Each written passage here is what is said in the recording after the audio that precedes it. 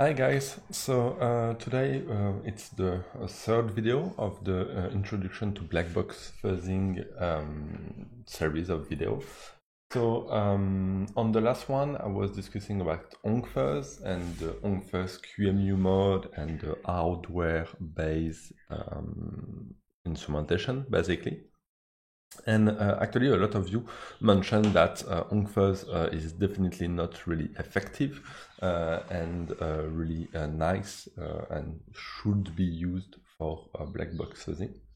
So actually, it's totally right. It's not the best, but it's actually still interesting to see the difference in terms of implementation and techniques that have been used. So that's why I'm going to do this short video about like, is it better to use OnkFuzz or is it better to use AFL++ or AFL, like the Vanilla one for black box fuzzing. So a good way to determine if one is better than the other, is to take a look at a benchmark. Actually, there is a benchmark on FuzzBench, especially regarding black box fuzzing. So this one is like one of the latest one. So thanks to Van for mentioning it. So basically, you can see from the experimentation on a bunch of targets that AFL++ with the QEMU mode seems to be the better fuzzer. Then you have like AFL, so the vanilla AFL with the QEMU mode. You have also some experiments with AFL++ Frida. So it's not like the new release. I think it's another one, but I will show you that right after. And you have OnkFuzz QEMU that is right there. So the best way is to take a look in deep at the result. Basically, if you, I'm more focusing on this one. So basically, you can see the evolution of the coverage. And I'm also planning to do like a dedicated video on like FuzzBench and also like a top or comparison between the main fuzzer for fuzzing CNC++ code. So let me know in the comment if it's something interesting for you. So basically, so this actually this code coverage and this graph is a bit weird because you can see that over the time the result for AFL++ QEMU like decrease. That is a bit weird to be honest. So let's forget about this one. Let's take a look at a more classic one. So in that case, we can see that there was fuzzing curl HTTP, and in that case, AFL++ is the winner because we have a better coverage at the end, and even we got a better coverage evolution directly. So that's interesting. Something that should be really nice to have is to also, because you can see that the coverage is right there. So we can see that actually the coverage is different at start. So it could be interesting to determine and verify if they are measuring the coverage in the same way. Because maybe they got exactly the same coverage at first, but they are not just measuring it in the same way. But let's suppose that they are measuring that correctly, and based on that, AFL++ is doing best. In the same way for free type, in that case, we can see that AFL QEMU, the vanilla one, seems to be better at first, but you can see that AFL++ QEMU is actually getting better over the time, so it's interesting. On this one, we have the vanilla QEMU that is better. I'm not discussing about OnkFuzz, but you can see that OnkFuzz is not working pretty well each time. In that case, it seems to be a bit better. Yeah, as usual, it's mainly depending of the target. The main reason for that is if you are fuzzing some libraries, some binaries that are parsing binary file, basically. Some fuzzer will work better than if you are fuzzing like a text parser, and so on and so on. So that's mainly the main reason. Depending of the type of the target, you will not get the same result, and each fuzzer will maybe not work the best, or at least are at their full potential. So in that case, AFL QEMU is better, the vanilla one.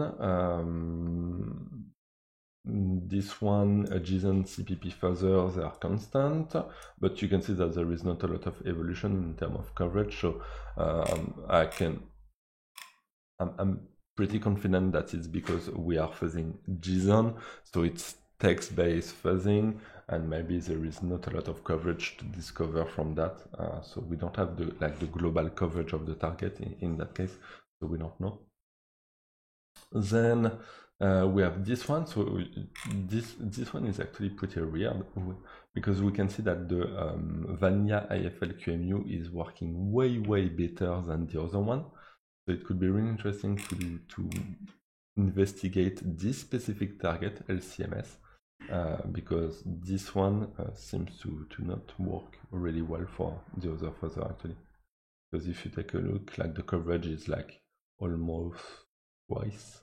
So we are getting almost twice coverage on this one with the standard vanilla QEMU.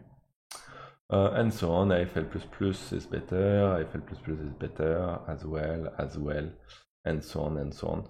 So basically, the overall is that AFL++ QEMU mode is working the best in terms of coverage, evolution, and even the global coverage at the end of each run. So that's one way to evaluate that. As you can see, depending on the target, you are not getting the same result. So it looks like AFL++ is the best in that case. So last time I was discussing about ONCFuzz, QEMU mode, and the hardware-based mechanism. So on my target, it was not working really well. It was pretty slow, and I was not expecting to find any bugs on that, of course. But it's still pretty interesting because this black box instrumentation with QEMU, we can say that it's pretty similar to the one with AFL++. They are both using QEMU, but they are not using QEMU in the same way. For AFL++, for what I understand, is they are basically we are basically instrumenting the target inside QEMU, so we are only running QEMU once basically, and we are fuzzing directly inside QEMU, where for ONCFuzz, they are basically running QEMU each time we are fuzzing, so it will be way less effective. So it's still interesting to see that using both QEMU and the same idea in mind, the implementation will actually be different. For hardware-based mechanism, as I mentioned, I was only able to use the Linux instrumentation and branch hardware mechanism. So basically, I'm getting feedback from the Linux kernel that will give me the information about how many instructions, how many branches have been taken, and so on. So it's way more slow than if you are using directly the BTS or IPT counter-based mechanism techniques. So it's not really representative. For what I heard, the performance is still not as the best for ONCFuzz, and something like AFL++ will be better. So maybe it was looking a bit weird for some people because I'm always saying that I prefer ONCFuzz than AFL++, but it's only for white box fuzzing. For white box fuzzing, my favorite fuzzer is one of my favorites is ONCFuzz actually, more than AFL++, because of how it's easy to use and how I can just poke something and just move on and do something else and not spending too much time dealing with AFL instantiation and running different instances of AFL with different technique and so on. So that's mainly the main reason. For black box fuzzing, AFL++ is way better, and you also have multiple techniques available. So I already show how to use the QEMU mode, and you have AFL FRIDA as well. So recently, actually in this release, so it was like 40 days ago, so Van released this one, and basically we are getting the support of FRIDA, like with the FRIDA mode. I'm planning to do a separate video on that, just to show you what it looks like, but I can already tell you that the performance seems really good and near QEMU, so it could be really interesting. So basically you have this one, and after that you have multiple ones that have been implemented, and that's the really good stuff with basically AFL++.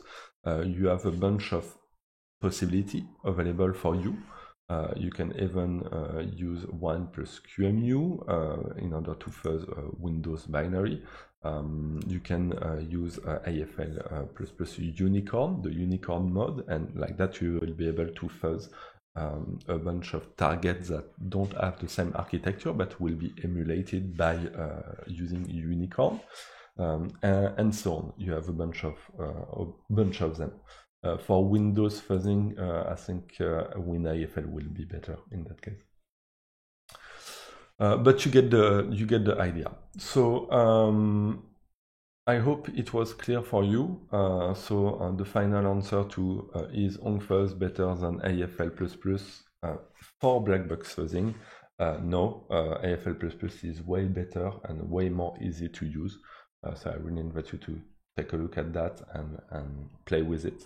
Do we have something better than AFL++ for black box fuzzing? Yes. Writing your own black box fuzzer will be way better in doing some instrumentation by yourself, emulation, snapshot fuzzing, and so on. You have a bunch of techniques that are way better, but AFL++ with those techniques, especially the QEMU mode and the FRIDA mode, are like the most easy to use way to start doing some almost efficient or starting to be efficient stuff. As always, fuzzing is always about time and trade-off. So basically, if you want to fuzz faster and harder, you will need to spend some time writing some better target and try to understand more properly your target, and you can always do better. So as usual, I really invite you to register to do this introduction to black box fuzzing. It's basically where I'm putting all the stuff. You have access to the video and access to like the cheat sheet and so on. And if you are interested about C and C++ fuzzing, I create a dedicated training about that. And in that case, I will, in this training, I'm mainly using OnkFuzz and libfuzzer than AFL++. But I mean, that's my personal choice, so I will let you take a look at that and discover it. So let me know in the comment what you would like to see next. I can already tease that I'm planning to do one video about AFL++, the FRIDA mode, and also like a comparison between the best C and C++ fuzzer maybe. So yeah, let me know if you have other suggestions, and see you in another video.